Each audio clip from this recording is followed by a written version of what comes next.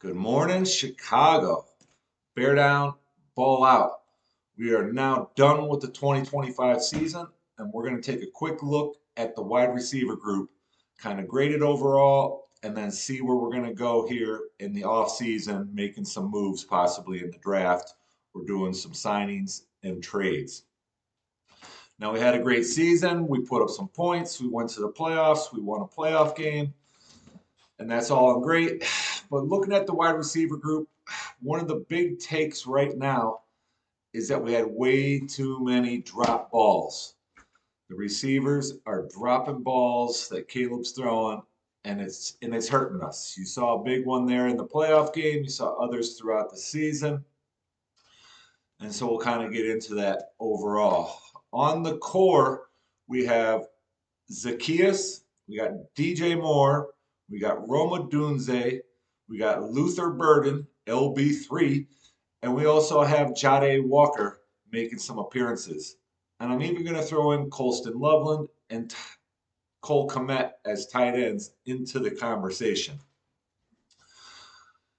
So why are they dropping so many balls? Is it the receivers? Do they really have bad hands? These guys have been sure-footed receivers for most of their career, great hands catchers. Now, one of the reasons is that Caleb is actually late throwing the ball quite often. The first season, he had 69 sacks. He had really trouble reading the defense, so then he holds the ball extra long and he ends up taking a sack because he's waiting for things to develop. He's waiting for receivers to become college open, which is by 3 yards and 5 yards, and then he can just wing the ball. And sure, they catch it. But in the NFL, that doesn't work. NFL open is 5 inches. It's 2 feet. If a guy's got 2 feet, that's open. And you got to throw anticipation balls, meaning you got to throw it before he makes his break and know where the receiver's going to be. And that's a timing thing. That's a lot of reps between the receiver and the quarterback. We just haven't got there. The first half of the season, Caleb was scrambling a lot, waiting for plays to develop, and then throwing the ball. Finally, those last 6 games, we saw him stay in the pocket quite a bit more, wait for things to kind of develop, rip the ball, and obviously that's kind of what the transition. So it's a growth thing for Caleb. Year 3, I think we're going to see him also stay in the pocket quite a bit. They'll have more planned rollouts and see him throw. But when you're late and Caleb's arm strength, he throws the ball on a line. Just a dart, 100 miles an hour dart. And that thing's coming at the receivers. And if it's not picture perfect on, it's hard for them to make the adjustment. If it's too far, it's a fingertipper. If it's behind them, the ball's zinging. Now, there's other quarterbacks. If you saw the Bears-Lions game, Jared Goff, he throws the ball with a little bit more touch. There's a little bit more arc to the ball. He doesn't have the rifle of an arm that Caleb Williams has. So it allows his receivers to catch the ball. It's a lot easier to catch. That's one of the big things that people don't talk about is just the arc at which Caleb throws, the speed and velocity that he rips a ball because he's late reading the defense causes the receivers to drop the ball more often than we should. Hopefully next season we're going to see some changes to that and we'll see that progress. Now, overall, I think production is really spread across the board. I don't think we're ever going to really see a number one with 1,700 yards on this team and how Ben Johnson's offense was. DJ Moore had about 50 catches for just under 700 yards. Luther Burden had 30 catches for about 350 yards. Maybe I'll have to backtrack that. I might be wrong on that. Roma Odunze, I know, had only 44 catches for just about 600 yards. Zacheus was 30 catches for 350 yards. Jade Walker only had a few. And then Loveland was our top receiver with over 700 yards as the tight end. Kmet came in with, again, around 30 catches for about 350 yards. So our tight end ended up being the #1 receiver overall for the season. Pretty cool for Loveland. Great to see him come across, and stretch that as the #1 guy here, being a rookie. Big things coming from him next year. He's a tall guy. He's a big target. I really like where he's going. I thought Kmet had a really good season. He caught that ball in the playoffs. He caught a bunch of other balls there in big time moments. He's more of a power tight end. Loveland looks more like a receiving tight end. But across the board from the receivers, we need some more production. We can't have DJ Moore with only 50 catches and only 60 yards. Odunze is on my hot list right now. I am not excited about where this is going. Odunze had just under 60 yards. He had under 50 catches. 600 yards. He had under 50 catches. He was a top 10 draft pick. When you're talking top 10 draft picks, we're talking Jamar Chase. We're talking Justin Jefferson. You also see St. Brown on the Lions tearing things up. You see Christian Watson on the Packers, just a speed demon. Big target, big guys, great hands. When they catch the ball at the 50-yard line, they're breaking touchdowns for big plays. Odunze is not doing that. We are not getting the production out of him as a top 10 draft pick. He's looking more like a 3rd round, a 5th round receiver, just a guy. That's a problem. We got a lot invested to him, a lot of, in a couple years here, he's going to want a big contract. I'm not signing him at the way he's going right now. I'll sign him to a small one, but I'm not giving him no $400 million #1 receiver contract. He also had a huge drop there in that playoff game. Can't do it.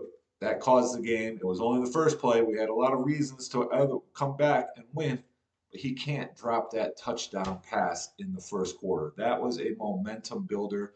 He dropped other balls during the season. He dropped other balls of that game.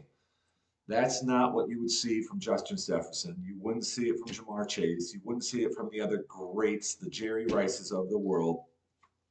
So right now, yeah, Odunze, not feeling it, but we're not going to trade him. We're going to keep him, and we'll give him a chance to have a bounce back year next year. If after his next year he doesn't produce, yeah. Now DJ Moore, everyone's pissed off at about the last play there in the playoff game. They thought he ran a bad route, and it's possible, but he was also banged up. He went into the concussion tent, and he caught all the biggest touchdowns throughout the year against the Packers, earlier in that playoff game, in the regular season against the Browns. DJ Moore was clutch. So his problem is that we don't target him enough. You got to keep DJ Moore active. That's just kind of how he is. But he comes down with the ball in the big moments. So his salary is huge. We're paying him big money. We're paying him about $28 million from that trade when we got the Panthers. There is trade talks. I don't think we trade him. I think we run it back next year for one last year with him, and then we'll see where he goes with his contract.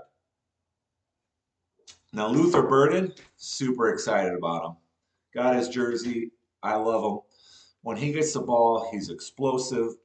He's powerful. He gets yards after the catch. We didn't get the ball enough to him. I think, like I said, I think it was 35 catches, 350 yards. Next season, would love to see him step up and get a lot more targets, get a lot more balls. He looked faster, he looked sharper and more physical than Odunze. So I could see him kind of sliding up the notch there in the receiver pool. And last is Zacheus. We signed him from Atlanta. He was a turf player. He's a speedy route runner, shifty kind of guy. Again, 30 catches, 350 yards. It wasn't a lot of production, not a lot of touches. His contract's not big, but he was on I think a 1-year contract. He looked like a dome player in my opinion. He looked great on turf. He looked great on warm weather, but we got him into cold weather games.